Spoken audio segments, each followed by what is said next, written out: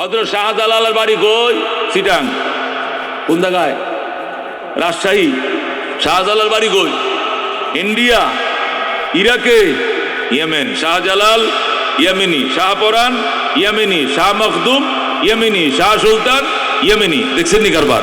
360 আউলিয়ার মধ্যে 360 আউলিয়ার মধ্যে 300 আউলিয়া ইয়েমেনি। যেরকম আল্লাহু আকবার। আর 60 আউলিয়া হলো তামাম দুনিয়া মিলাইয়া। এখন বুঝেন ইয়েমেনের অবস্থাটা কি। আচ্ছা, শাহজালাল বাড়ি কোথায়? ইয়েমেন। কোথায় বাড়ি? ইয়েমেন। দোস্ত, আল্লাহ নবী বলছেন আল ঈমানু ইয়ামানুন, ইমানের নির্যাস থাকে ইয়েমেনে। ইয়েমেনি মানুষ ইমানে বলে বলিয়ান, ইয়েমেনি মানুষ ইমানের মায়াদের বেশি, ইয়েমেনি মানুষের ইমানের স্পিরিট বেশি, ইয়েমেনি মানুষের ভিতরে ইমানের দরদ বেশি। যেরকম সুবহানাল্লাহ। সিলেটটা তখন ত্রিপুরার অধীনে ছিল। কই ছিল? ত্রিপুরা রাজ্যের অধীনে ছিল। ওই সিলেটের একজন আল্লাহর বুজুর্গ ছিলেন, ওলি ছিলেন, ওনার নাম শেখ বোরহানউদ্দিন। কি নাম? যেরকম কি নাম? শেখ বোরহানউদ্দিন। ওনার বাড়ি সিলেটে। উনি ব্যবসায়ী ছিলেন, সফল ব্যবসায়ী ছিলেন। সিলেট শহরে ব্যবসা করতেন। উনি বিবাহ করছেন, সম্ভ্রান্ত ফ্যামিলি। বিবাহ করার পর 20 বছর চলে গেছে, ওনার কোনো সন্তান হয় না। কি হয় না? যেরকম কে হয় না? ছেলেও হয় না, মেয়েও হয় না। শেখ বোরহানউদ্দিন বিয়ে করছেন, 20 বছর সন্তান হয় না। এরপরে তিনি আল্লাহর দরবারে নিয়ত করছেন, আল্লাহ আমারে তুমি যদি একটা সন্তান দাও, বিশেষ করে একটা ছেলে যদি আমারে দাও, আমি আকিকা করব, গোটা সিলেটের মানুষ মুসলমানদেরকে দাওয়াত করে খাওয়াবো। সুবহানাল্লাহ। আল্লাহ রাব্বুল আলামিন বিয়ার 20 বছর পর হযরতে বুরহানউদ্দিনকে একটা ছেলে সন্তান দিছে। সুবহানাল্লাহ। শেখ বুরহানউদ্দিনের বাড়ি সিলেট শহরে। ওনাকে আল্লাহ ছেলে সন্তান দিছে। কি সন্তান? এই ছেলের উপরে খুশি হইয়া গরু কিনা শুরু করছে, গোটা সিলেটবাসীকে দাওয়াত করে খাওয়াবে। মুসলমান যারা আছে, তখন এটা হিন্দু অধ্যুষিত এলাকা ছিল, হিন্দু ছিল বেশি, মুসলমান ছিল কম।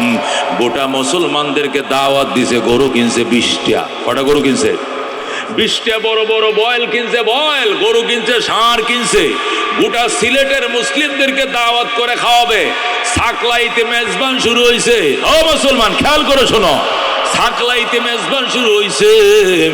গরু গোস্ত কাটতেছে, শত শত বাবরসিরা গরু গোস্ত বানাইতেছে, ডেক বসাইতেছে, রান্না শুরু হয়েছে।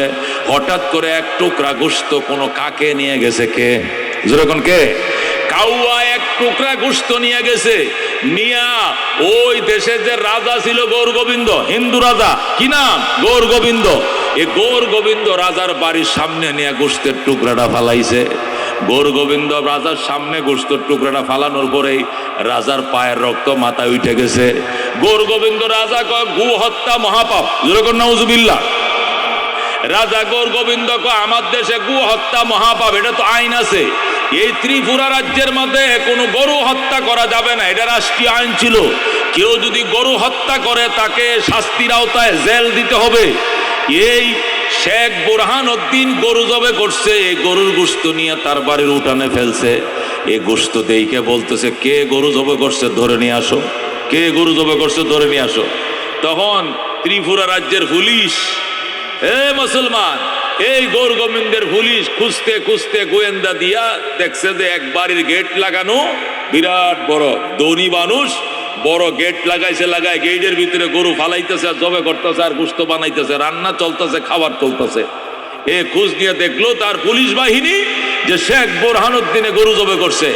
এই জন্য শেখ বুরহানউদ্দিনকে অ্যারেস্ট করা হলো, তার স্ত্রীকে অ্যারেস্ট করা হলো, এবং তার ছেলে বাচ্চাটাকে অ্যারেস্ট করা হলো।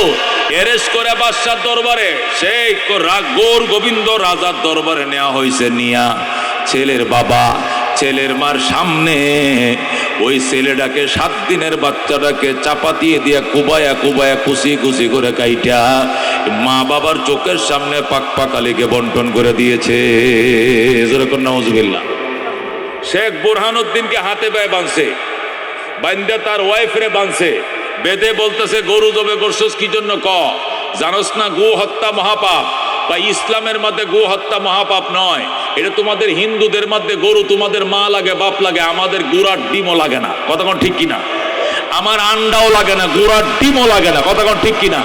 আমি গরু ছাগলের ঘরে জন্ম হয় নাই, আমার বাপ আছে মা আছে, আমি গরুর সন্তান না, আমি গরুরে মা ডাকবো না, কারণ আমি গরুর ভূত না, আমি মানুষের ভূত। কতক্ষণ ঠিক কিনা?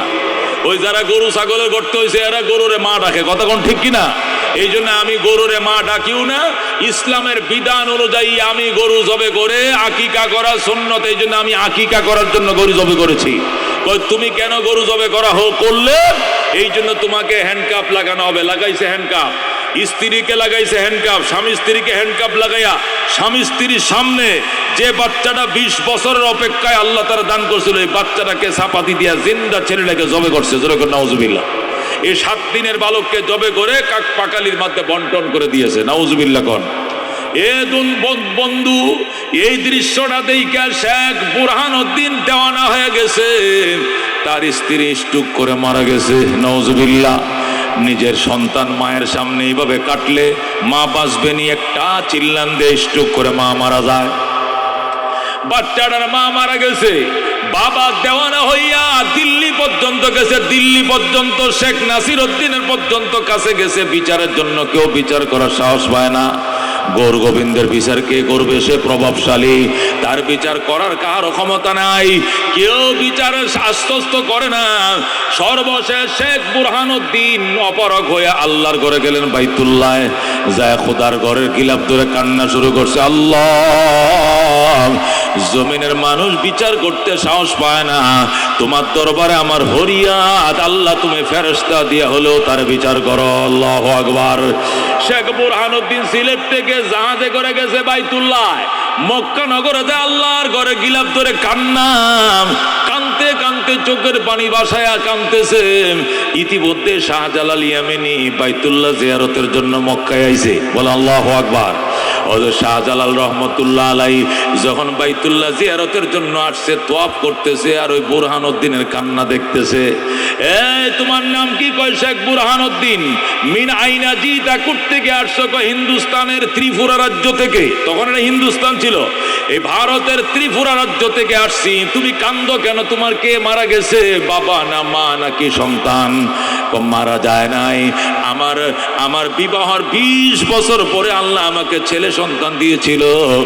এই গৌর গোবিন্দ জালেম রাজা আমার বাচ্চাকে হত্যা করে ফেলেছে। এই বাচ্চাকে আমাদের চোখের সামনে খুন করার কারণে আমার স্ত্রী জায়গায় স্পট ডেথ মারা গেছে।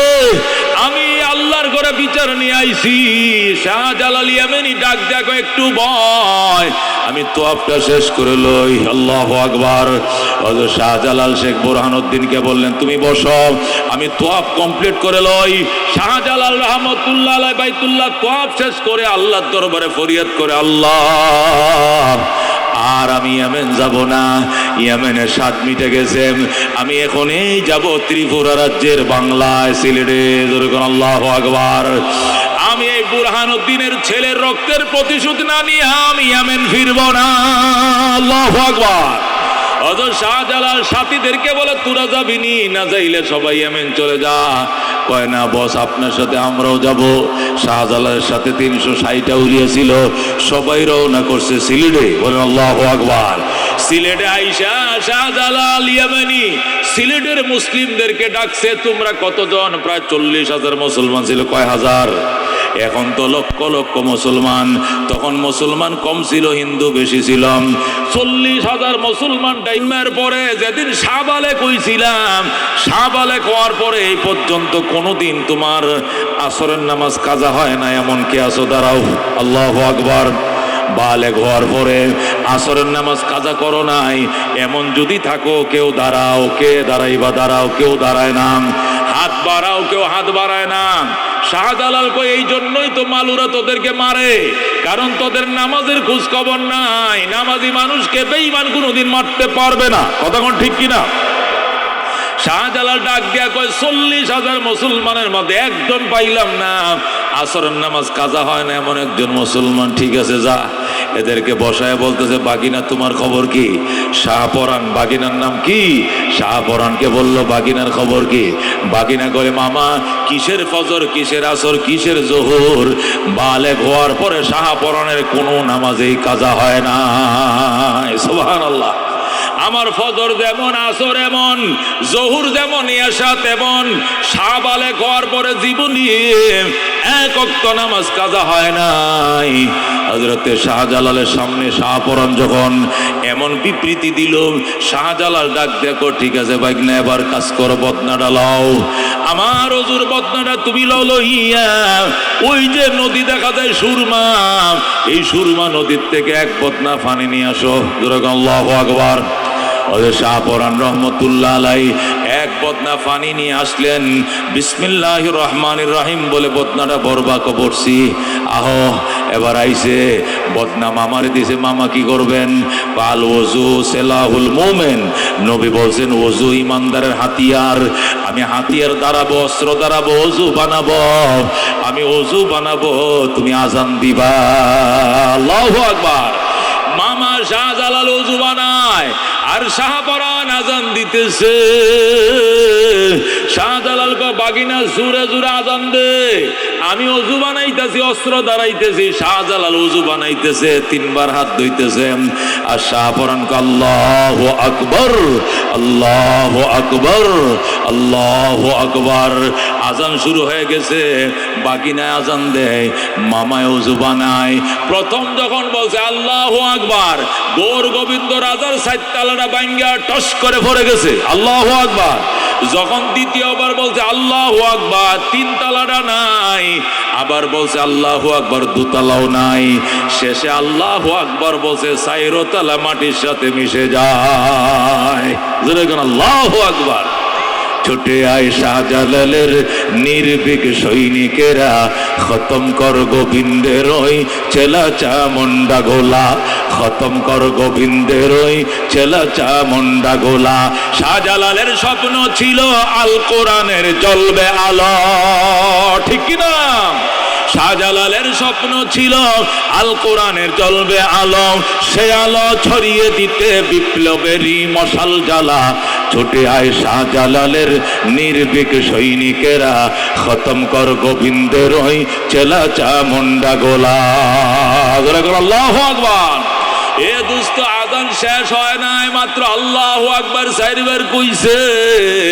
এ গৌর গোবিন্দ রাজার বাসভবন ধুমরে মুসকে মাটির সাথে পাউডার হয়ে গেছে। আল্লাহু আকবার। এই যে হিন্দু গোবিন্দ রাজা এই সিলেটের পাহাড়টা দিয়া পার হইছিল, আইজও গেছে, কাইরও গেছে, জীবনের তরে গেছে, আর কোনদিন সিলেট আসে নাই। বলেন আল্লাহু আকবার। এরপরের থেকে সিলেট, এই পাহাড়ের এই অংশটা, সিলেট অংশটাকে বাংলা রাজ্যের মধ্যে দিয়ে দেওয়া হয়েছে। ত্রিপুরার থেকে আলাদা বাংলার সাথে ঢুকিয়ে দিয়েছে। যেরকম আল্লাহু আকবার। দেন না সিলেটের ভাষা, এরা কিন্তু এখনো ত্রিপুরার ভাষায় কয়। কিতা হবে মেসা বালা শুনি, ভাত খাইছো নি, কিতা খাইছো হোকা, মাতো না, মাতো না মেসাব, কিতা খাইছো বালা শুনি, কয় কিনা, কয় কিনা।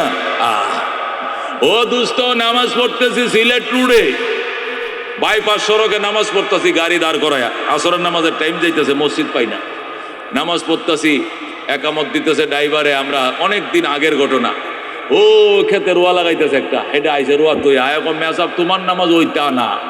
আমি কিতাম লাগেন ওইটা না খোকা, আপনি যে না, তুমি যে নামাজ পড়ছো কুত্তা মিয়া সামনে দিকে শুন গিয়া, আমারে কো তুমি কুত্তারে কো আপনি, তুমি যে নামাজ পড়ছো কুত্তা মিয়া সামনে দিকে শুন গিয়া, কুত্তা বলি গিয়ে শোন, আমারে কো তুমি।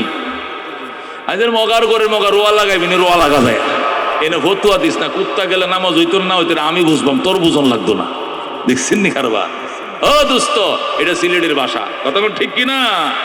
দোস্ত, ওয়াজ করতে গেছি, খানা পিনা খাওয়াইছে, এরপরে বাটা ভরে ফান দিছে। কি ভরে ফান দিছে? ফান দিছে আমার কমে আসা ভুকনা গো খাইবা না কাঁচা গো খাইবা। হাতি দিয়া করছে, আজ গো খাইব, উগনা গো খাইবা না কাঁচা গো খাইবা। আমি বললাম গো তো আমি খাই না, আমার বাপ দাদাও খায় নাই। কয় মেসাব আপনি বুঝদায় না, এটা গুয়া, গুয়া গু মানে গোয়া। ওই যে আগের দিনে গোয়া কইতো, গোয়া গোয়া খাইবেন, গো হান গোয়া। আমগো মমিন সিংহে ভাষা কি কয়, ওটু হান গোয়া আছে গো দিবাইন, কয় কিনা? এটা অনেক দেশের মধ্যে গোয়া। সুপারিরে কি কয়? সুপারিরে কি কয়? গুয়া কয়। সিলেটের এখনো গুয়া। তে গুয়াটা গুয়ার মতো কইবে না, গু কসকির লিগে হুকনা গু খাইবা না কাঁচা গু খাইবা। দেখছেন নি ভাষা? এটা ত্রিপুরার ভাষা। কোন দেশের ভাষা? ও দুস্থ শাহজালাল ইয়ামেনি, ওযু বানাইতেছে, বাগিনা শাহপরান আজান দিছে, ধ্রিম ধ্রিম করে ব্যঙ্গে চুরমার, জোরে আল্লাহু আকবার। এই যে গৌর গোবিন্দ বাগছে, দেশ থেকে পলাইছে, আর কোনোদিন আসে নাই। কথা কোন ঠিক কিনা? মাঝে মাঝে আমগো দেশেও গৌর গোবিন্দর সেলারা উৎপাত করে, কথা কোন ঠিক কিনা? এরাও এই গৌর গোবিন্দ যেমনে ফলায়, এরা মাঝে মাঝে এইভাবে ফলায়। সবসময় ফলাইতো না, মাঝে মাঝে ফলায় রে, কথা কোন ঠিক কিনা? বিপদে পড়লে কথা কোন। বিএমপি রে জেল কাটাইছো, বিএমপি জেল কাটতেই পারে, রাজনীতি করে, কথা কোন ঠিক কিনা? কিন্তু আমগরে জেল কাটাইছো কোন কারণে? আমরা কোন রাজনীতি করি? আমরা কোরআনের কথা বলি, এই জন্য মুচ্ছের মতো জ্বলে, কথা কোন ঠিক কিনা? মৌলবীদেরকে জেল কাটাইছো শুধু জ্বলে, এরা হাসা কথা কেন কয়, কথা কোন ঠিক কিনা? আমরা ঘুষের বিরুদ্ধে কথা কই, টেন্ডারের বিরুদ্ধে কথা কই, ফেসিবাদের বিরুদ্ধে কথা কই, এই জন্য মৌলবী বালানা সব ফিরে জেল দে, কথা কোন ঠিক কিনা? রোজার দিনে সেহেরি খাইতে দেয় নাই, সেহেরি খাইতে দিলে ইফতার খাইতে দেয় নাই, জীবনে হাঁটুর উপরে কাপড় উঠাই নাই। আর এই মৌলবীদেরকে এরা ওই অন্ড ঘোষের মধ্যে কারেন্টের শর্ট দিছে, জোরে কর নাউজুবিল্লাহ। এই জন্য আল্লাহ ছাড় দেয়, ছেড়ে দেয় না, কথা কোন ঠিক কিনা? ও দুস্থ, খবরদার, সামনে যারা অনিয়ত করছো তোমরা রেডি হও। খবরদার কোনোদিন আলেমের সাথে বেয়াদবি করবো না, উলামায়ে কেরামের সাথে বেহরমতি করবো না। উলামায়ে কেরামের সমাজের সর্বোচ্চ সম্মানের মালিক, এদেরকে সম্মানের চেয়ারে রাখবা, সব সম্মানিত থাকবে, কথা কোন ঠিক কিনা? এই সোয়াবিন তেল আর ঘি কি একদম? ঘি আর সোয়াবিন তেল কি একদমের? এই ঘি আর সোয়াবিন তেল যদি একদমে বেচা শুরু হইতে এই দেশের মধ্যে তাকলোটা কি আছে কিছু? উলামায়ে কেরাম মাখন, ঘিয়ের আগে যে মাখন, এই মাখন, কথা ঠিক কিনা?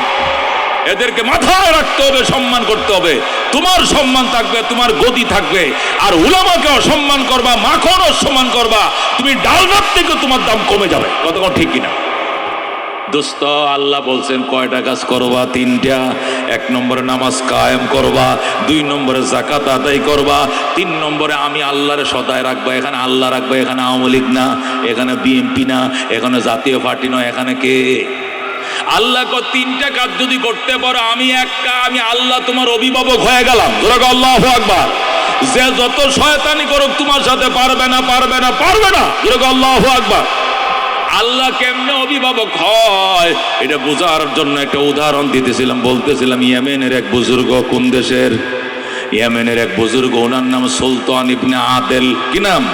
তাফসীরে রুহুল আহকামুল কোরআন, রুহুল না আহকামুল কোরআন, তাফসীরে আহকামুল কোরআনে লেখে ওই বুজুর্গর নাম হলো সুলতান ইবনু আদেল। কোন কি নাম? সুলতান ইবনে। এই আল্লাহর ওলিটা ইয়েমেনে থাকতো। কোথায় থাকতো? ইয়েমেনের পাহাড়ের মধ্যে তিনি থাকতেন। পাহাড়ের উপরে তার ঘর ছিল, টিলার উপরে কুড়ের ঘর ছিল, সেখানে থাকতেন, ইবাদত বন্দেগী করতেন। এই লোকটা মারা যাবে, কি যাবে? খেয়াল করে শোনেন, ওই বুজুর্গটা যেদিন মারা যাবে তার স্ত্রীরে ডাক দেয়, কত স্ত্রী রে, আমার 2টা নাবালেক ছেলে আছে। কয়টা নাবালেক ছেলে? যেরকম কয়টা? 2টা নাবালেক ছেলে আছে। ছেলে 2টা রাইকে আমি মরে যাব। স্ত্রী, আমি জানতে চাই আমার কাফন দাফনের ব্যবস্থা কি দিয়া করবা?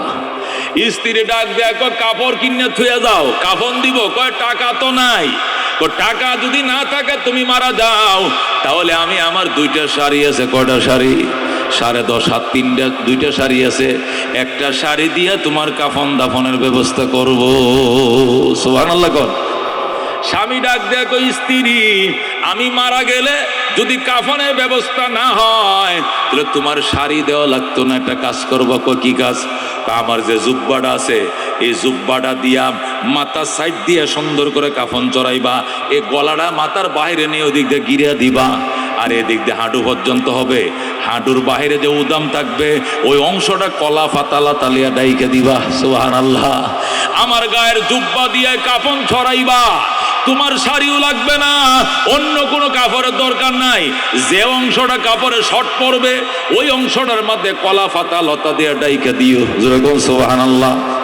স্ত্রী ডাক দেখো, ঠিক আছে স্বামী, আপনি মারা গেলে আমি এইটাই করব, কিন্তু আমি আপনার থেকে জানতে চাই কাফনের কাপড়ের ব্যবস্থা হয়েছে, কিন্তু পাহাড়ের মধ্যে জানাজা পড়বে কে? এই পাহাড়ের মাঝে কোনো মানুষের বসবাস নেই, আমরাই শুধু বাস করি। এই নির্গুম পাহাড়ের ভিতরে যদি মারা যান, এখানে কারা আসবে জানাজা পড়ার জন্য? সুলতান ইবনে আদেল বলতেছেন, তুমি লাশের পাহারায় বসে থাকবা, আমার দুইটা ছেলেকে পাহাড় থেকে নেমে ওই ঢালের মধ্যে যাইতে বলবা। যাইয়া ইমাম সাহেবরে আমার সালাম বলবে, আর বলবে আমার আব্বা সুলতান ইবনে আদেল ইন্তেকাল করেছেন, আমি তো পাহাড় থেকে নাইমে নামাজ পড়তে যাইতাম, আমার ইমাম সাহেব সিনে, আমার দুইটা ছেলে যাবে, যায়া বলবে আমার আব্বা ইন্তেকাল করছে, আপনারা মুসল্লিরা যায়, ইমাম সাহেব মুসল্লিরা যায় আমার বাবার জানাজা পড়ায় দেন। দেখবা সেলসেলায় লোক এসে যাবে জানাজা পড়ানোর জন্য। স্ত্রী বলে, যদি না আসে পাহাড়ে তাহলে উপায় কি? যদি কোনো মানুষ এই পাহাড়ে জানাজা পড়ার জন্য না আসে তাহলে টেনশনের কোনো কারণ নাই।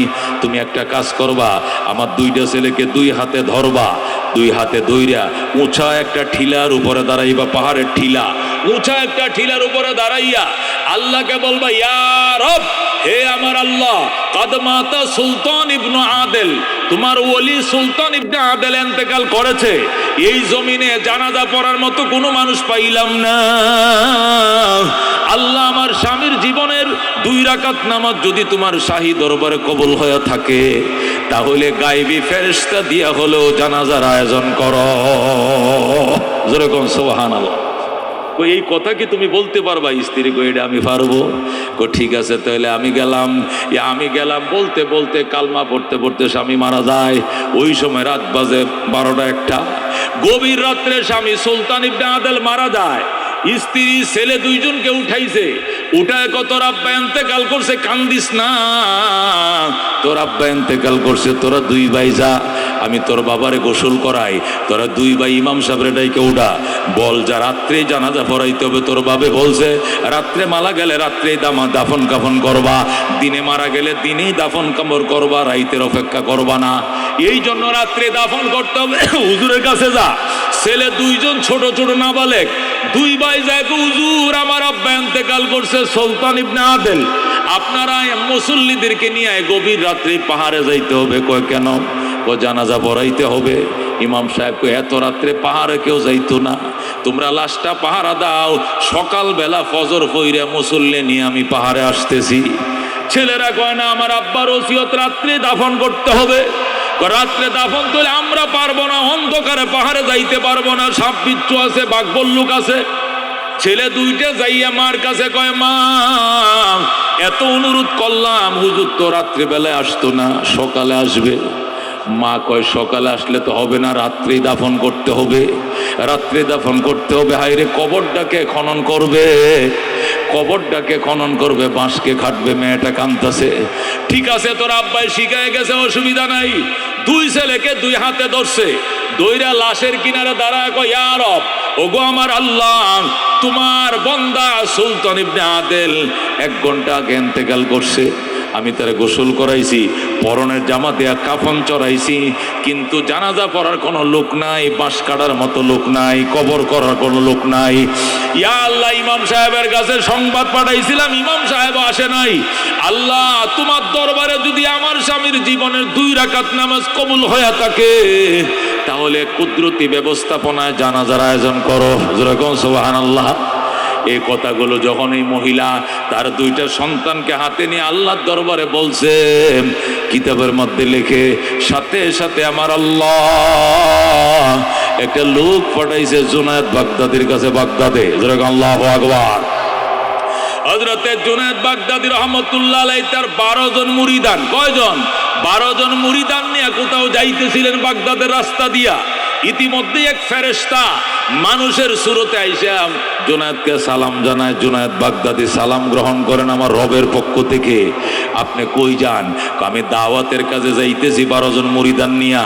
ফেরেশতা ডাক দিয়ে কয়, আল্লাহ পাঠাইছে, আপনি সমস্ত প্রোগ্রাম ক্যান্সেল করে এখন ইয়েমেন যাইতে হবে। আল্লাহু আকবার। ইয়েমেন যাইব কেন? ওই ইয়েমেনের একজন বিখ্যাত আল্লাহর ওলি, ওনার নাম সুলতান ইবনে আদেল। আল্লাহু আকবার।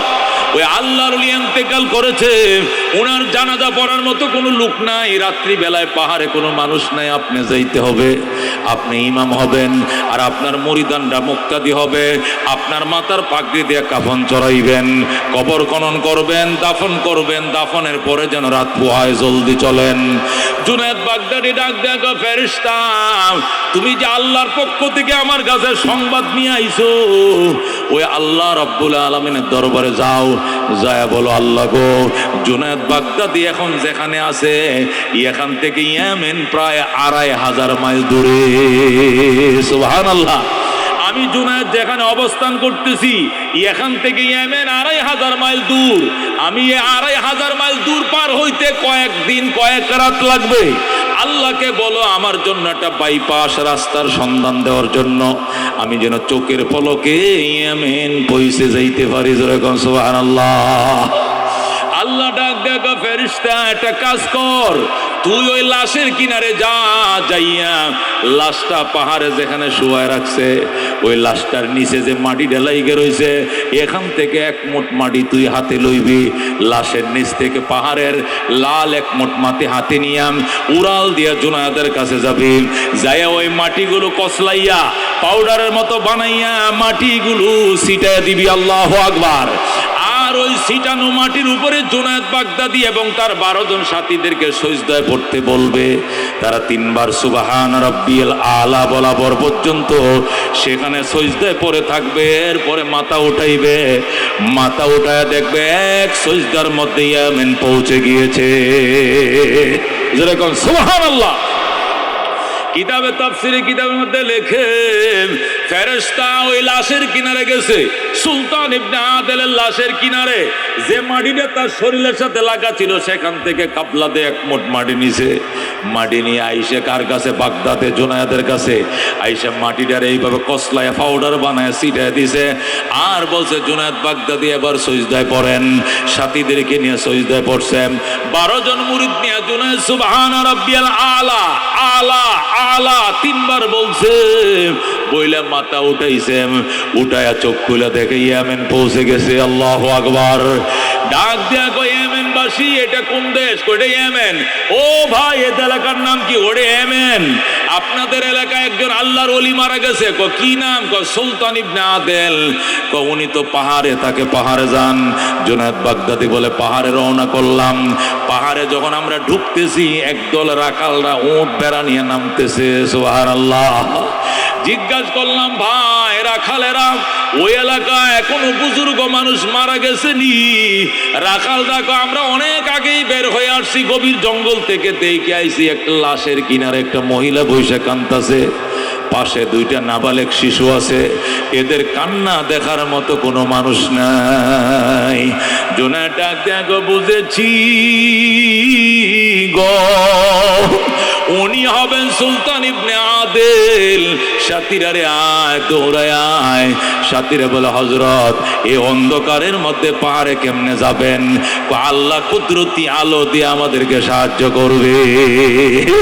জুনায়েদ বাগদাদি বলেন, সাথীদেরকে নিয়ে যেই পাহাড়ের দিকে মুখ করলাম, যতই আগাইতেছি এতই আলোয় মুখরিত হয়ে যায়। যত সামনে আগায় এত আলো, যত সামনে আগায় এত আলো।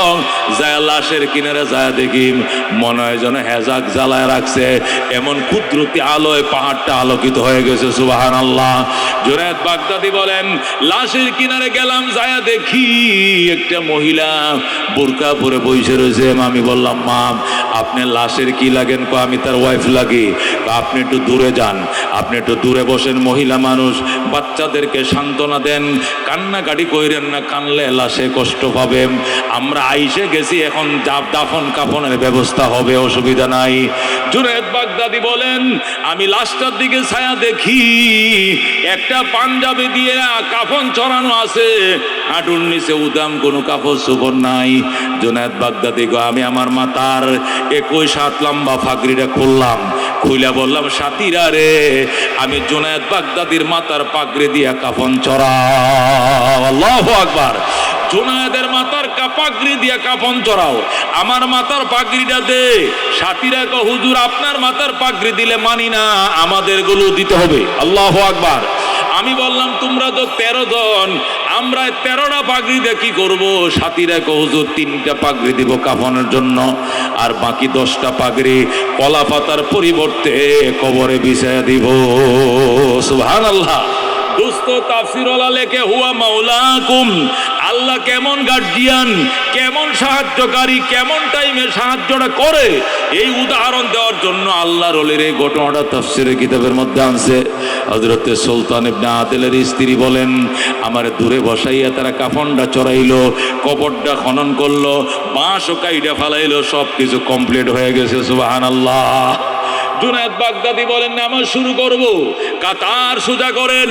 এই পাহাড়ের মাথায় রাত্রেই নামাজ আরম্ভ হয়ে গেছে, কুদরতি লাইট জ্বলতেছে। আমি ইমামতির জায়গায় দাঁড়াইলাম, আমার 12 জন মুরিদান মুক্তাদির জায়গায় দাঁড়াইছে। যখন আল্লাহু আকবার বলার জন্য হাতটি কান পর্যন্ত উঠাইছি, কান পর্যন্ত যখন হাত উঠাইলাম, কান পর্যন্ত হাতটি উঠানোর পরে পিছন থেকে কে যেন আইসা আমার হাতের মধ্যে শক্ত করে ধরে ফেলাইছে। আল্লাহু আকবার। কে যেন পিছন থেকে আইসা আমার হাতে শক্ত করে ধরে কয়, জুনায়েদ, ও জুনায়েদ একটু দেরি করো, জানাজা এখন আরম্ভ হবে না, জানাজা আরম্ভ হতে কয়েক মিনিট দেরি হবে। জোরে কোন সুবহানাল্লাহ। জুনায়েদ বাগদাদি আমি পিছনের দিকে ছায়া দেখি, একটা মানুষ লম্বা চূড়া পাগড়ি বাঁধা মাথায়, লম্বা চূড়া টল ফিগার একটা লোক, ডান হাতে একটা চামড়ার ব্যাগ, বাম হাতে একটা লাঠি। আমারে কইতেছে, জুনায়েদ মনে কিছু নিয়েন না, জানাজার ইমামতির জন্য আল্লাহ আমারে পাঠাইছে, আমি ইমামতি করব। জুনায়েদ বাগদাদি তুমি নও, ইমামতি আমি করব। জুনায়েদ কা আলহামদুলিল্লাহ, আমি খুশি, আপনি ইমামতি করেন, আমি খুশি। জুনায়েদ রে, ইমামতির আগে আরো কাজ আছে। কই কি কাজ? ওই যে আমি ব্যাগটা আনছি, দেখ এই ব্যাগটার মধ্যে সেন্ডে খুল, সেন্ডে খুলে দেখ এই লাশের মাপে মাপে 3টা কাপড় রেডি করা আছে। 3টা কাফনের কাপড় এই লাশের মাপে মাপে এই ব্যাগের ভিতরে দেওয়া আছে। এই কাপড়গুলো বের করো, মাইয়তকে পরাও। আল্লাহু আকবার। জুনায়েদ বাগদাদি কে, হযরত আমরা তো আমার মাথার পাগড়ি দিয়ে কাফন চড়াইছি, ওনার পরনের জুব্বা দিয়ে কাফন চড়াইছি, এখন আপনার কাপড়গুলো কেমনে দিব? অন্যগুলোর উপর দিয়ে হইলো ভরা। আল্লাহু আকবার। এটা কুদরতের পক্ষ থেকে আসছে, এটা বাদ দেওয়া যাবে না, পড়াইতে হবে। এরপরে ওই 3 কাপড় পড়াইলাম, পরানোর পরে কয় সেন্টটা লাগায় রাখ, ব্যাগের সেন্টটা লাগাইলাম, ডাক দেখো জুনায়েদ এবার কাতার সোজা করো, আমাকে ইমামতির জন্য পাঠানো হয়েছে, তুমি জুনায়েদ বাগদাদি মুক্তাদির কাতারে যাও। লোকটা ইমামতির জায়গায় গেলাম, জুনায়েদ সহ বাকি 13 জন তারা মুক্তাদির কাতারে গেম, জানাজা কমপ্লিট হয়ে গেছে। আল্লাহু আকবার, আল্লাহু আকবার, আল্লাহু আকবার। আসসালামু আলাইকুম ওয়া রাহমাতুল্লাহ, আসসালামু আলাইকুম ওয়া রাহমাতুল্লাহ। জানাজা শেষ। জুনায়েদ বাগদাদি রহমাতুল্লাহ আলাইহি ডাক দিয়া কো, জানাজা যখন শেষ, আমার ডাক দিয়া কো, জুনায়েদ শোন, আমি ব্যস্ত মানুষ, আমি চলে গেলাম, আমি শুধু নামাজটা পড়ানোর জন্য আইছি। এ জুনায়েদ বাগদাদি শোন, তুমি লাশটাকে সুন্দর করে দাফন করবা। দাফন করা কমপ্লিট হওয়ার পর যে ব্যাগটার থেকে তুমি কাফনের কাপড়টি বের করছিলে, ওই সেন্ডে আবার খুলবা, খুলে দেখবা এই ব্যাগের তলার মধ্যে 12,000 স্বর্ণ মুদ্রা আছে। আল্লাহু আকবার। এই ব্যাগের ভিতরে 12,000 স্বর্ণ মুদ্রা আছে। এই স্বর্ণ মুদ্রাগুলো ওই মহিলারে দিবা। কোন মহিলা? এই যে লোকটা মারা গেছে, ওর যে স্ত্রী আছে তার কাছে দিবা, বলবা, মা এই টাকাগুলো কুদরতের পক্ষ থেকে আইছে, এই স্বর্ণ মুদ্রাগুলো আল্লাহর পক্ষ থেকে আসছে। আপনি জীবনেও টাকাগুলো ব্যাগ থেকে মাটিতে ডালবেন না, টাকাগুলো গণবেন না, বিসমিল্লাহ বলে ব্যাগ থেকে টাকাগুলো নিবেন, নিয়ে শুধু সারা জীবন খরচ করবেন।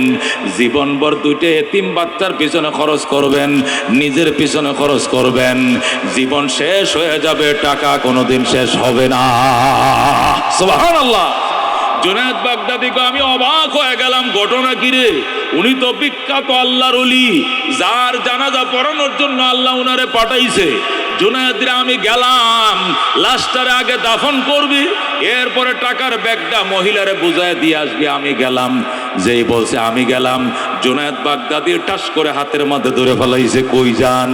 ও চলে যাই, পরিচয় না দিলে ছাড়বো না। আল্লাহু আকবার। ডাক দেয়া কয়, হে জুনায়েদ বাগদাদি, 8টা স্যার। জুনায়েদ বাগদাদি কে আমারে চিনেননি? আমার নাম পেহলওয়ান জুনায়েদ। আমি ইরাকের মাঝে কত যুদ্ধ করছি, জীবনে আমার হাঁটুটি কেউ মাটিতে লাগাইতে পারে নাই, এমন কুস্তি খেলোয়াড় ছিলাম আমি। আমার সাথে যুদ্ধ করে কেউ পারে নাই। স্যাররে শক্তির দরবারে যাইয়াম, তওবা করে জীবনের তোরে কুস্তি খেলা ছাড়ছি, এখন বেলায়েতের খাতায় নাম লেখাইছি। এই যে দোস্তি, জামাটা ছিঁড়ে যাবে, হাতটা ছুটাইতে পারবেন না। আল্লাহু আকবার। পরিচয় দিতেই হবে। আপনি এখানে আইসে জুনায়েদ জুনায়েদ কই আমারে ডাকেন, মনে হয় কত আগের থেকে বুঝি আপনি আমারে চিনেন, কিন্তু আমি তো জীবনেও আপনারা দেখি নাই, আপনার নামও জানি না। আপনার নাম পরিচয় না দিলে আমি ছাড়বো না। আল্লাহু আকবার। লোকটা ডাক দেখো, রে জুনায়েদ বাগদাদি, জামাটা স্যার। আমি পরিচয় দিতেছি, জামাটা স্যার। জামা ছাড়ছে, কি নাম আপনার? আমার লোকেরা হযরতে খিজির আলাইহিস সালাম কয়ে ডাকে। আপনি খিজির আলাইহিস সালাম কয়? হয়। এ জুনায়েদ বাগদাদি, আমি হযরতে খিজির আলাইহিস সালাম। কয় তাই নাকি? হুজুর আপনার কলারে ধরে লাইছি, মাফ করে দেন, এটা ভুল হয়ে গেছে, আমি তো বুঝতে পারি না আপনি যে এত বড় খিজির নবী আমি জানতাম না, আপনি বিখ্যাত আল্লাহর ওলি আমি জানতাম না, মাফ করে দেন। হুজুর আপনার কাছে একটা প্রশ্ন, দয়া করে বইলা যান। জুনায়েদ বাগদাদি রে বল, কি প্রশ্ন? হুজুর আপনি ইমামতির জন্য আইছেন বুঝলাম, কিন্তু আপনি ইমামতি করতে কি আল্লাহু আকবার আল্লাহু আকবার তাকবীর গুলো এত জোরে জোরে কেন বলছিলেন? এত জোরে তাকবীর বলছেন মনে হয় যেন পিছন দিয়ে হাজার হাজার মুসল্লি, অথচ মুসল্লি ছিলাম আমরা মাত্র 13 জন। 13 জন মুসল্লি নিয়ে নামাজ পড়াইলে এত জোরে জোরে তো তাকবীর বলা লাগে না, আপনি এত জোরে জোরে তাকবীরটা কেন বলছিলেন? জুনায়েদ বাগদাদি রে, হযরতে খিজির আলাইহিস সালাম ডাক দেয়, জুনায়েদ শোন, ওই আল্লাহর কসম, যে আল্লাহর হাতে আমি খিজিরের জীবন, ওই আল্লাহর কসম খায় বলছি, সুলতান ইবনে আদেলের জানাজার নামাজে আল্লাহর রহমতের 12 লক্ষ ফেরেশতা অংশগ্রহণ করেছে। জোরে কোন আল্লাহু আকবার। নারে তাকবীর। আল কোরআনের আলো, আল হাদিসের আলো, ওলামায়ে হক্কানি জিন্দাবাদ। নারে তাকবীর। ও দোস্ত, জুনায়েদ বাগদাদিরে ডাক দেখো, জুনায়েদ বাগদাদি শোন, সুলতান ইবনে আদেলের জানাজায় মানুষ কতজন? 13 জন। কে কয় 13 জন? তোরা মানুষ না 13 জন, কিন্তু পিছন দিয়ে ফেরেশতা ছিল 12 লক্ষ। জোরে কোন সুবহানাল্লাহ। জুনায়েদ বলো, একটা জানাজার নামাজের মুসল্লি যদি হয় 12 লাখ, কত জোরে জোরে তাকবীর গুলো বলতে হয়। এবার সুলতান ইবনে আদেলের জানাজার থেকে হযরতে খিজির বিদায়। জুনায়েদ বাগদাদি, হুজুর মাফ করে দিয়েন, আমার জন্য দোয়া করেন, জান বিদায় দিলাম।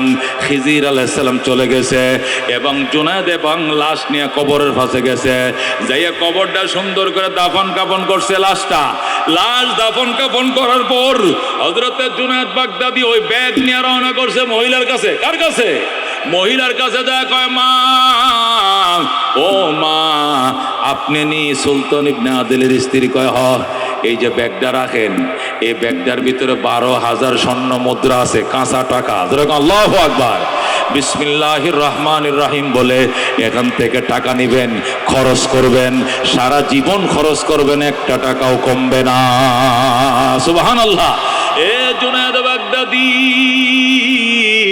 জুনায়েদ ডাক দেয়, মা, মা, ব্যাগটা গ্রহণ করেন, ধরেন, আপনি বিখ্যাত আল্লাহর ওলির স্ত্রী। মাগো, আপনি বিখ্যাত আল্লাহর ওলির স্ত্রী। মেয়েটা ডাক দেয়, আমি বিখ্যাত আল্লাহর ওলির স্ত্রী কেমনে হইলাম? বা আপনার জানাজা, আপনার স্বামীর জানাজার কাফন চড়ানোর জন্য আমি জুনায়েদ বাগদাদি আইছি। তুমি নি জুনায়েদ বাগদাদি? কয় হ। আমি আসছি বড় কথা নয়, আপনার স্বামীর জানাজার ইমামতির জন্য 12 লক্ষ ফেরেশতা এসেছে। যেরকম আল্লাহু আকবার। আপনার স্বামীর জানাজার ইমামতির জন্য হযরতে খিজির আলাইহিস সালামকে পাঠাইছে আমার আল্লাহ। বলেন আল্লাহু আকবার। আপনার স্বামীর জানাজার মুসল্লি সংখ্যা 12 লক্ষের বেশি। আপনার স্বামী অসাধারণ বুজুর্গ ছিলেন। মা, আপনি বলবেন নি আপনার স্বামী জীবনে কোন কোন আমলগুলো করত? একটু বলবেন কিনো মা, আপনার স্বামী কি আমলগুলো করত? মহিলা কয়, বাবা তুমি খাতা কলম লও, আমি বলি। 1 নম্বর আমল ছিল আমার স্বামী জীবনে 5 ওয়াক্ত নামাজ কোনোদিন কাজা করে না। সুবহানাল্লাহ। আমার স্বামীর 1 নম্বর আমল ছিল জীবনে কোনো দিন 1 ওয়াক্ত নামাজ কাজা করে নাই।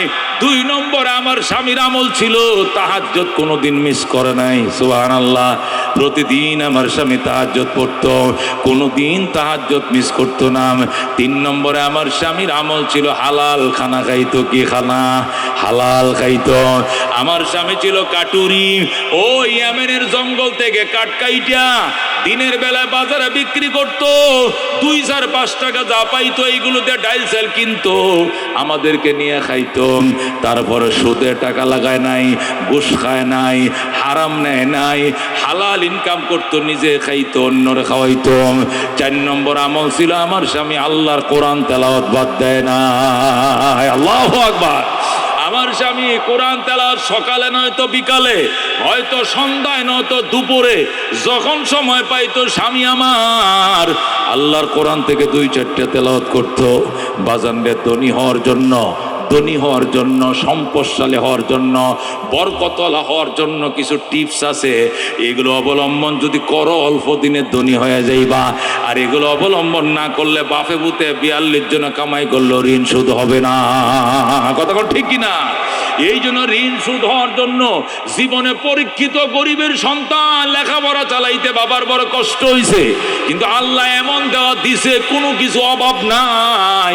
দুস্তরে কেমনে দিছে টিপস জানি, আমল করছি আল্লাহ দিছে। দুনিয়া যা দিছে শুকর আলহামদুলিল্লাহ লাগতো না, পরকালের জন্য কান্দি আল্লাহর দরবারে। দুস্তরে আল্লাহর কোরআনের নিয়ামত যার ঘরে ঢুকছে, নবী কয় খোদার কসম দুনিয়ার নিয়ামতের অভাব তার ঘরে কোনোদিন থাকবে না। নবীর দন যে ঘরে ঢুকছে, এই ফেরাউনের দনের জন্য আল্লাহ তারে কষ্ট দিবে না। কথা কোন ঠিক কিনা?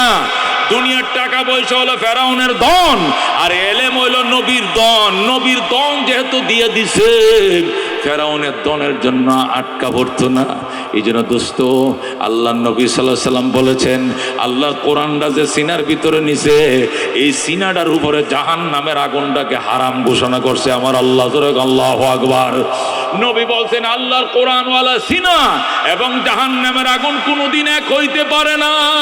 না না, জোরে কর আল্লাহু আকবার। নবী বলছেন হাসরের ময়দানে সন্তান তোমার জানাজা যখন পড়বে দুনিয়ায়, বলবে কাতা সোজা করেন, এটা আমার বাবার লাশ, বাবার জানাজা আমি সন্তান পড়াইতেছে। আল্লাহু আকবার।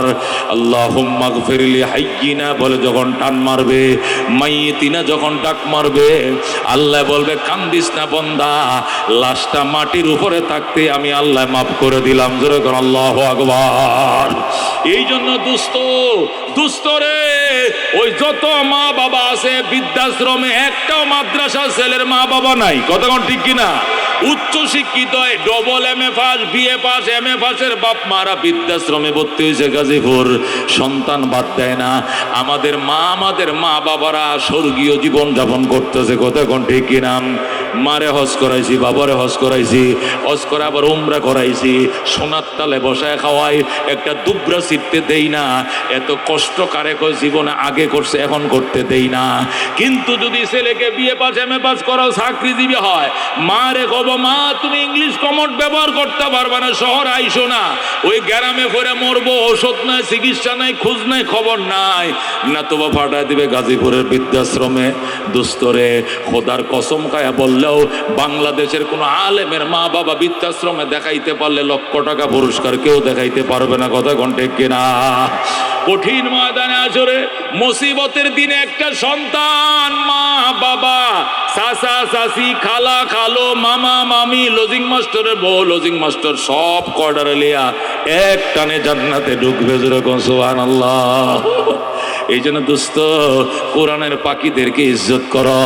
আল্লাহ রাব্বুল আলামিন এত ইজ্জত তোমারে দিবে কল্পনাও করতে পারো না। সুলতান মাহমুদ গজনবী আফগানিস্তানের বাদশা ছিলেন। উনি বলে আমি রাত্রিবেলা একদিন কাবুলে ঢুকতেছি ঘোড়ায় সোয়ার হইয়া, যখন কাবুলে ঢুকতেছি দেখি একটা ছেলে কারেন্টের লাইটের নিচে বসে পড়তেছে, এই যে পৌরসভার লাইট। আমি ছেলেটারে টান দিয়ে বুকে মিশাই বললাম এই লাইটে বসে পড়ো রাত 2টা বাজে, ঘটনা কি? হুজুর ওই পাশের গ্রামে আমি পড়ি, হারিকেন নাই, আমার হারিকেন নাই, এই জন্য সরকারি লাইটের নিচে বসে পড়ি, রাত 2টা 3টা পর্যন্ত পড়ি। সুলতান মাহমুদ কয় চল তোরে রাজধানীতে নিয়ে যাব। রাজধানীতে নিয়ে কয় হারিকেন কিনলে কয় টাকা? হুজুর 5 টাকা। কেরাসিন লাগে কয় টাকা? কয় 5 টাকা। বোর্ডিং খরচ কয় টাকা? 5 টাকা। টাকাটি দিছে, দিয়া কয় যা ফুরাইলে আবার আসবে, ফুরাইলে আবার আসবে, যতদিন তুই হাফেজ হবে না এতদিন তোর খরচ বহন করার দায়িত্ব আমি নিলাম। যেরকম সুবহানাল্লাহ। ছেলেটা খুশি হইয়া সুলতান ইবনে ওই বাদশাহ সুলতান মাহমুদ গজনবীর কপাল চুমা দিয়ে দিছে। সুলতান মাহমুদ গজনবী ডাক দেয়া কয় বাবা আমি তোর হারিকেন কিনার টাকা দিলাম, সুইটার কিনার টাকা দিলাম, বোর্ডিং এর খরচ দিলাম, সারা জীবন দিব, যখন লাগে তখন দিব, অসুবিধা নাই, তুই আমার জন্য একটু দোয়া করবি নি? ছেলেটা কয় আঙ্কেল কি দোয়া? কয় 1 নম্বর দোয়া আমি নবীকে 12 বছর পর্যন্ত স্বপ্ন দেখার জন্য কান্দি, কিন্তু আইজও পর্যন্ত নবীরে দেখতে পারলাম না। আল্লাহু আকবার। 2 নম্বর দুনিয়াতে ভালো মানুষ পাইলাম না, যদি ভালো মানুষ হয়েছে আপনাকে দেখার কপাল ধরে কোন আল্লাহু আকবার। রহমাতুল্লিল আলামিন গো 12 বছর পর্যন্ত কান্দি আপনাকে দেখার জন্য, কেন দেখা দিলেন না? আজকে কি মনে করে দেখা দিলেন? নবী কোনো উত্তর দেয় না। উত্তর যদি না দেন তাহলে না দেন, তাহলে আরেকটা আমার আশা ছিল এটা পূরণ করেন। কয় কি আশা? কয় ভালো মানুষের সাথে দেখা করতাম। নবী কয় নিজের অনেক পণ্ডিত মনে করো, তুমি কি এখনো ভালো মানুষ কারে কয় চিনো না? এ সুলতান মাহমুদ 12 বছর পর্যন্ত আমার দেখার জন্য কান্দো, আমি দেখা দেই না। আজকে ভালো মানুষ যখন হাতটা বাড়াইছে আমি নবী মদিনায় ঠিকতে পারি না। এরাই ভালো মানুষ। খাইরুকুম মান তাআল্লামাল কুরআন ওয়া আল্লামা। আমি নবী তো দুনিয়াতে বইলে আইছি হাদিস, তোমাদের মধ্যে সর্বোত্তম ওই ব্যক্তি যিনি কোরআন মজিদ শিখে অন্যকে শিখায়। যেরকম সুবহানাল্লাহ। এই জন্য দোস্ত পৃথিবীর শ্রেষ্ঠ মানুষ উলামায়ে কেরাম। কথা কোন ঠিক কিনা? নবী রাসূলগণের পরে শ্রেষ্ঠ মানুষ উলামায়ে কেরাম, এটা তোমাকে মানতে হবে। যদি মান্য বিশ্বাস করো তাহলে তোমার কপালে শান্তি। আর আলেমকে যদি ওই ইজ্জতটা না দাও, আলেমকে হ্যান্ডকাপ লাগাইবা, তোমার হায় পায়ও হ্যান্ডকাপ লাইগে যাবে। কথা কোন ঠিক কিনা? এই জন্য দোস্ত আল্লাহ নবী বলছেন কোন আলেমান ও মুতাআল্লিমান ও মুঈনান মুহিব্বান। আলেম হ বাবা, অথবা আলেমের ছাত্র হ, আলেমকে সাহায্যকারী হ, এদেরকে অন্তর দিয়ে মহব্বতকারী হ। এর বাহিরে যাইও না, তুমি ধ্বংস হয়ে যাইবা। আমি আমারটাই বলি, আমি যে সারা রাত মাহফিল করে, আমি গতকালকে এমন টাইমে বয়ান করতেছি, বয়ান শেষ জালকাঠি কাঠালিয়া, জালকাঠি বরিশালের পরে জালকাঠি, জালটিয়া, জালকাঠির পরে হলো কাঠালিয়া, এই রাজাপুর থানা, রাজাপুর হলো কাঠালিয়া থানা। শাহজাহান ওমরের দেশ, যিনি আওয়ামী লীগ থেকে নতুন করে নির্বাচন করছিলেন, বিএমপি সাইরিয়া নির্বাচন করিয়া হ্যান্ডকাপটা লাগাই লাল দালানে আপাতত উনি আপ্যায়নে আছেন। কোথায় আছেন? আদার আপ্যায়ন খাইতেছেন উনি। 43 বছরের বিএমপি রে বাদ দিয়া 2 নম্বরই করে উনি আওয়ামী লীগে যায় নির্বাচন করে ফাঁস করছিল লাইন। কথা কোন ঠিক কিনা? এখন আল্লাহর হস্তে উনি লাল দালানে আছেন, উনার বাড়ির কিনারে কালকে মাহফিল ছিল, আমি আর শেখ ফাইজুল করিম দামাত বারকাতুহুম আল্লাহু আকবার। আমরা সেই রাত 2টা 3টা 4টা এসে বাসায় শোই। আমার মতো মুলুবিদেরকেও ডাইকে না দিলে, মানুষ তো জার্নিং এর শরীর, হুকুমার শরীর, আমি নিজে উঠতে পারবো না। আমি কানের গোড়াও যদি কি দিয়ে রাখি, অ্যালার্ম দিয়ে রাখি, অ্যালার্ম টিকে বাজবে, আমার কান বাজবে না। কারণ কি? রাত বড় গোমা, মাসের পর মাস গোমা। এই জন্য ফ্যামিলিতে লোক টাকা লাগবে ডেকে দেওয়ার মতো। উঠেন, গরম পানি করা, উঠেন, নামাজটা পড়েন, পরে 2টা রুটি খাবেন, একটু সবজি করে দিছি, এরপরে ঘুমান। আবার ক্লাসের টাইমে 11টা ডেকে দিবে। সহযোগী লোক লাগে ফ্যামিলিতে। এই জন্য একা একা কোনোদিন দিন পূর্ণ হয় না। দিন অর্ধেকটা আপনার দ্বারা হবে, বাকি অর্ধেকটা আপনার ওয়াইফ দ্বারা হবে। স্বামী স্ত্রী দুইজন যদি দিনদার না হয়, এরপরে যদি মসজিদে যায় ইমাম সাহেব ধমক মারে, আমি নামাজি মানুষ, মনে করবেন যে অর্ধেক ফাসেক অর্ধেক মুসলমান। কথা ঠিক কিনা? একা একা কোনোদিন হতে পারবে না। এই জন্য আল্লাহ বলছে নামাজ পড়লে হবে না, নামাজ কায়েম করতে হবে। কায়েম করা মানে নিজে তো পড়বাই, কম্পালসারি ডিউটি, তোমার অধীনস্থ ফ্যামিলির বাকি লোকরাও পড়তে হবে, নতুবা তোমার নামাজ পট করে ছুটে যাবে। এই নামাজের জন্য ডাইকে দেওয়ার লোক তুমি পাইবা না। আল্লাহ কফা আকিমুস সালাহ, নামাজ কায়েম করো। নামাজ কায়েমের এক নম্বর ব্যাখ্যা, নিজে নামাজ পড়তে হবে, ফ্যামিলি অধীনস্থদেরকে নামাজ পড়াইতে হবে। এটাই নামাজ কায়েমের এক নম্বর ব্যাখ্যা। দুই নম্বর নামাজ কায়েমের ব্যাখ্যা, নামাজ একা পড়তে নাই, নামাজ জামাতে পড়া। নামাজ কায়েম করার অর্থ জামাতে কি করা? নামাজ জামাতে পড়া। একা নামাজ পড়া নয়। একা নামাজ পড়লে তারা থাকবে, হুরা থাকবে, ভুল হবে। কথা কোন ঠিক কিনা? দুই রাকাত পড়ে মনে করবেন 3 রাকাত হয়ে গেছে, 3 রাকাত মনে করে 4 রাকাত মনে করে সালাম দিয়া দিবেন, আসলে পড়ছেন 3 রাকাত। লুকমা দেওয়ার মতো ভীষণ লোক নাই। কথা কোন ঠিক কিনা? একলা নামাজ পড়লে ইন্না তয়নার কুল হু আল্লাহ ছাড়া অন্য কোনো সূরা আপনার ভাগ্যে হবে না। কিন্তু ইমাম সাহেবের পিছনে জামাতে পড়লে বিভিন্ন লম্বা লম্বা সূরাগুলো শুনতেও পারবেন, শোনাইতেও পারবেন। কথা কোন ঠিক কিনা? এ দোস্ত, এই জন্য নামাজ কায়েম করার অর্থ হলো একা নামাজ পড়া নয়, নামাজ জামাতে পড়া। কি পড়া? জামাতে পড়া। এরপরে শুধু জামাতে পড়া নয়, কাতার সোজা করে নামাজ পড়া। নবী বলে সাব্বু সুফুফাকুম ফা ইন্না তাসফিয়াতাস সুফুফ মিন ইকামাতিস সালাত।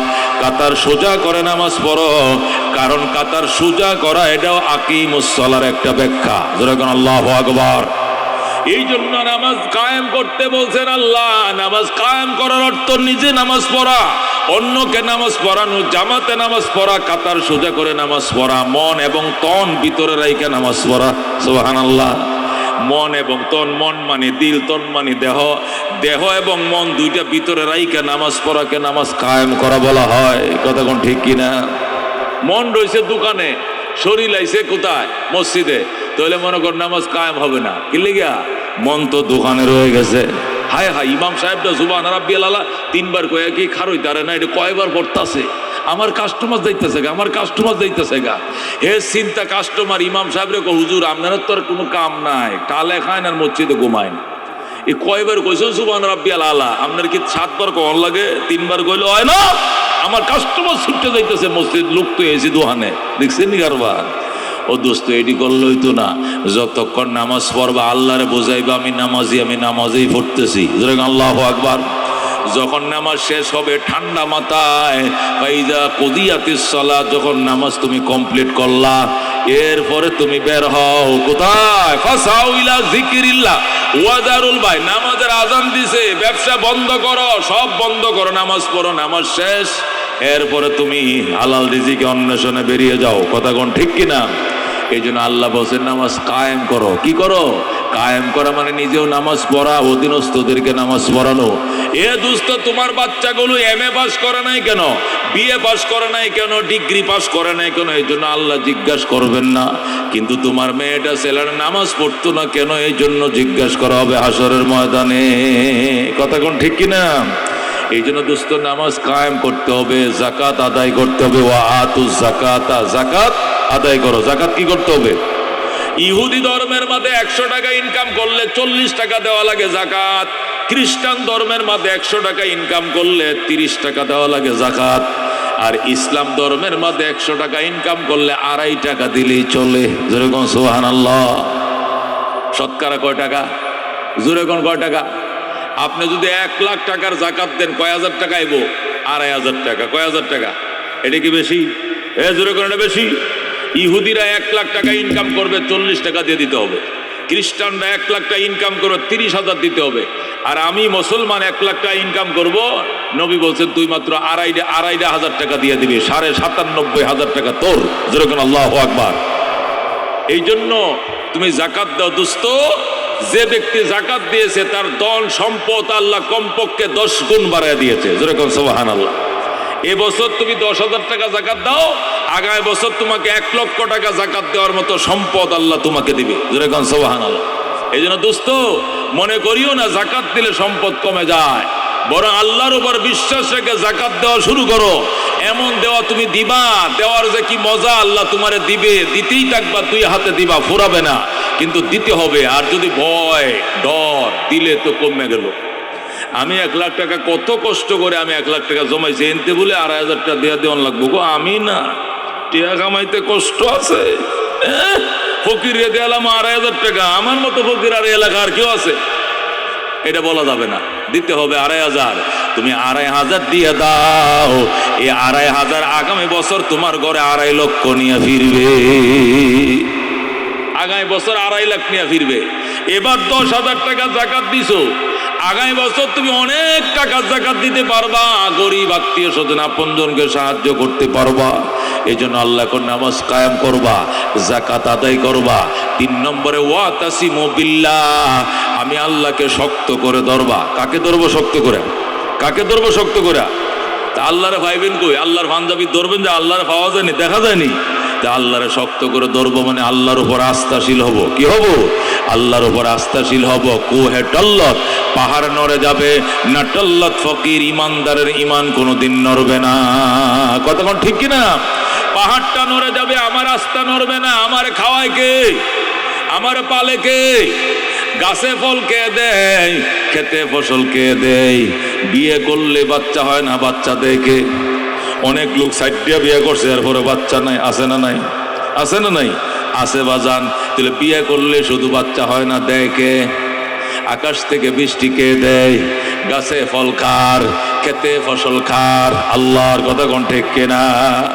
শামস কমর, শামস কমর সুরখ জমি अंजुम अख्तर दोस्त जिबल वादी व सहरा व समंदर मोर मलक दामदर तैर कबूतर शाम शहर जुल्मत जो अहमर असफर गुलजार गुला बुर्ग शजर किसने बनाया तालिब मायूसी का हो ये सब जिसने बनाया तालिब मायूसी का हो ये सब जिसने बनाया ज़रा कौन मरहबा।